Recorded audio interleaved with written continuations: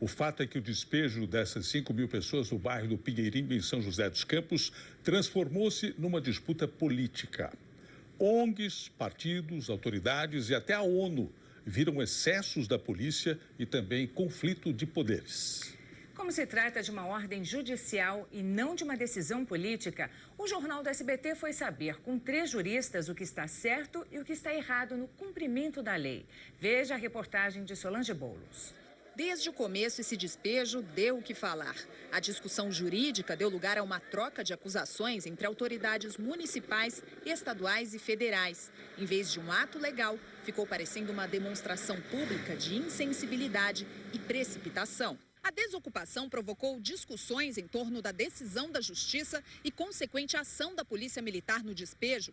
Acima de tudo, levantou questões sobre a postura do poder público em relação às famílias retiradas da área. O Jornal do SBT consultou 3 juristas especializados no assunto para saber se em algum momento a lei deixou de ser cumprida ou foi mal interpretada.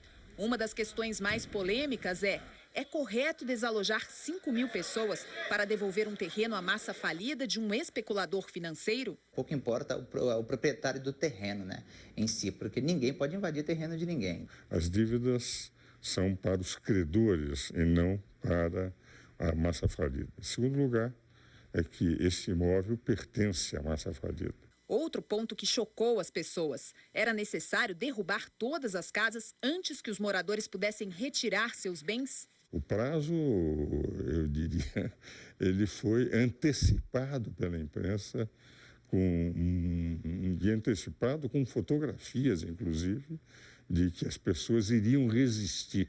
Invadiram uma área que não lhes pertencia, ou seja, a qualquer momento os braços da justiça com certeza os alcançariam. Também se disse que houve um conflito entre justiça estadual, que mandou despejar, e a federal, que mandou esperar. A Justiça Federal, ela só pode decidir sobre questões de interesse da União.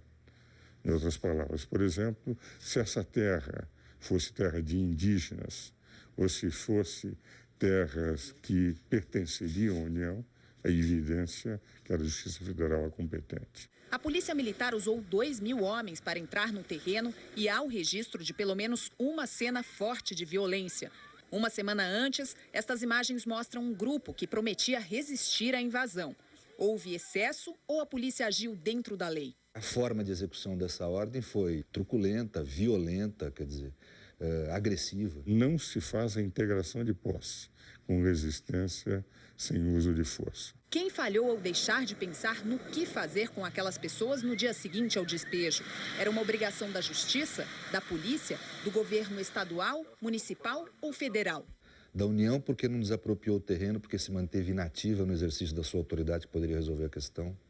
É da jurisdição estadual, porque deu uma ordem que busca pura e simplesmente proteger o direito de propriedade sem atentar aos direitos fundamentais dos ocupantes. Eles estavam lá há 7 anos. Os governos não fizeram nada para realocar essas pessoas que não tinham moradia. Não é o Poder Judiciário que é o responsável por ter cumprido a lei. O diretor da Companhia de Habitação do Estado de São Paulo, Milton Vieira de Souza Leite, pediu demissão depois de responsabilizar os moradores de um conjunto habitacional pelas casas com defeito. O agora ex-diretor disse que os moradores vieram da favela e não estavam acostumados a viver em casa. Para Milton Vieira, os problemas com rachaduras, vazamentos, pisos e janelas